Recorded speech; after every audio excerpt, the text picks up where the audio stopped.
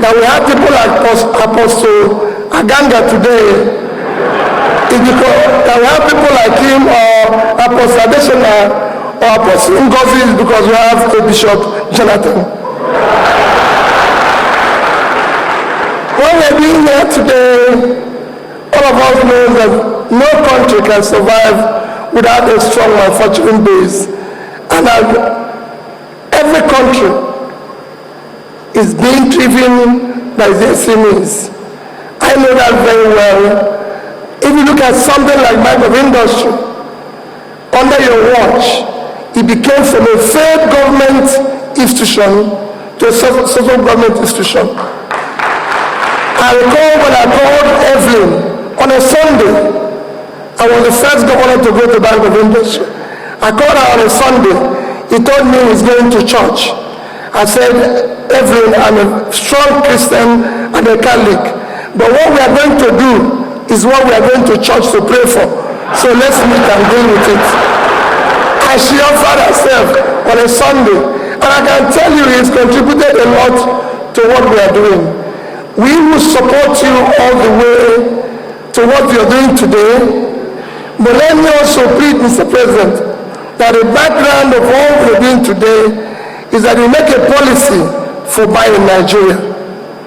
It is critical, it is important. I laid the foundation for Innocence Factory. As we supervise that factory, even when Innocence could not come to supervise his job, as I went to government function and supervise it, and when it was completed, I recall coming to invite you. That's when I know your commitment to come and commission that industry. Somebody told me, this is not a government project. Why am I inviting the president?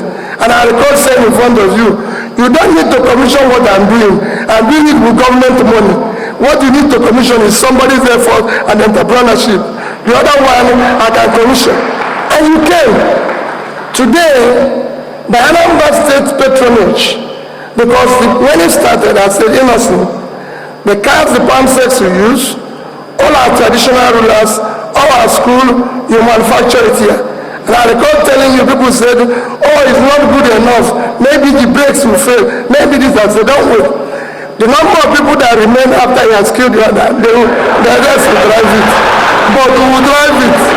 Because we saw, but I can tell you, today, the cars we use in Anambra State, the SUVs, all the traditional rulers are driving, is from Innocent. All the school vehicles is from Innocent. All our buses and everything, we've patronized him with over 5 billion naira. So it is important that we make a policy, and buying Pigeon as well. Make a policy. Let us spend government money in buying made in Nigeria. The private money can buy foreign goods, but let the government money be used for made in Nigeria. Even if they are not good today, Mr. President, they will be good tomorrow if we patronize them. And it is important. In conclusion, Mr. President, let me once again commend you and know that you have our prayers. I know it's often difficult, but remember, those who bring a change anywhere in the world are never loved, because those who live off the old order will never allow change. Thank you.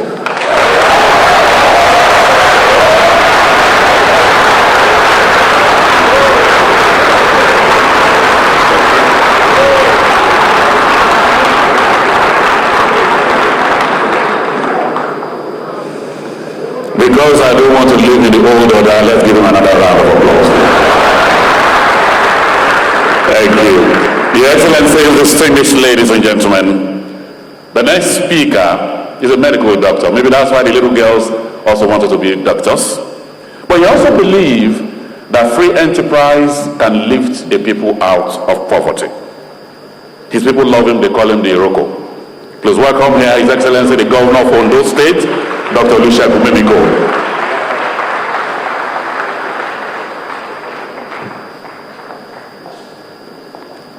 Thank you. Your Excellency, the President of the Federal Republic of Nigeria, Your Excellency, the Vice President, permit me to stand on the existing protocol. Mr. President, I join my voice with those of others to congratulate you for a wonderful, wonderful outing today. As the minister was presenting the National Industrial Revolution Plan and the NADEC program, it just occurred to me as he was speaking. Very brilliant presentation. But the question has always been that we've seen brilliant presentations in this country before. But like Peter put it, the difference is the political will of the leadership to drive this and bring to fruition. I don't have any doubt in my mind. Especially the single-mindedness with which you have pursued the power sector reforms, that you will also drive this to success. I congratulate you, Mr. President.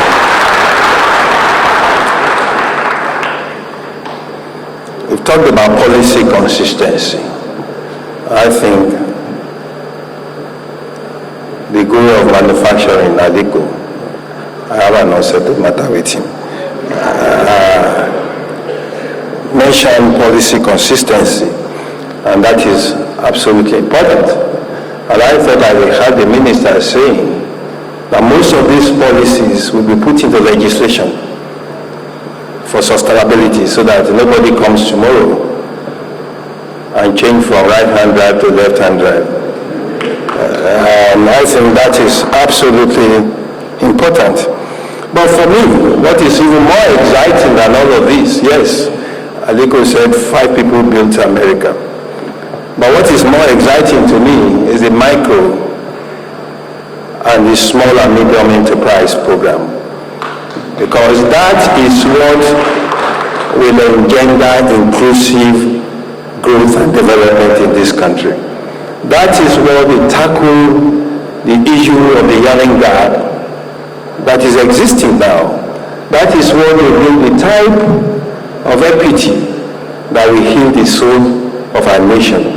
And I have no doubt in my mind that if we drive in this direction, and I must acknowledge that the MD of BOI has been excellent in promoting small and medium enterprise in this country.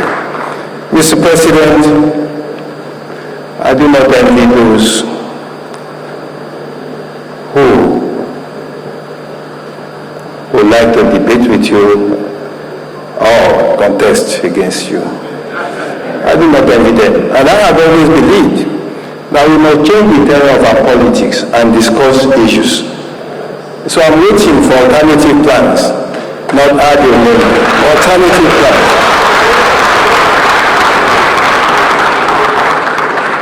For so long in this country, we've talked about privatization of the power sector.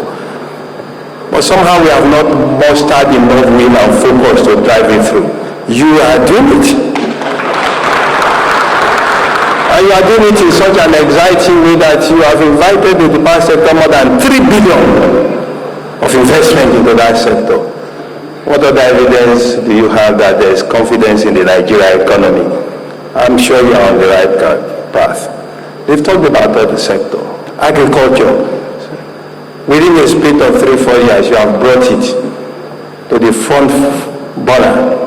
And Aliko said this, he would have never have thought about investing in agriculture. Those are very profound achievements. And I want to plead with Nigerians. And I don't want to sound evangelical or political now, but anybody that wants anything from us should talk about alternative plan. Let's talk about issues in this country. What is the alternative plan to industrialization? What is the alternative plan to power sector? What is the alternative plan to solving the yawning gap or the deficit, the housing deficit we have in this country? How do you want to tackle inequality? Those are issues that we as Nigerians should demand from our leaders. On this count, Mr. President, I want to congratulate you. We will continue to encourage you. We will continue to criticize you constructively because we have access to you through fora like this. I can assure you, if I have criticism, I will say it publicly, but I will not write you any letter.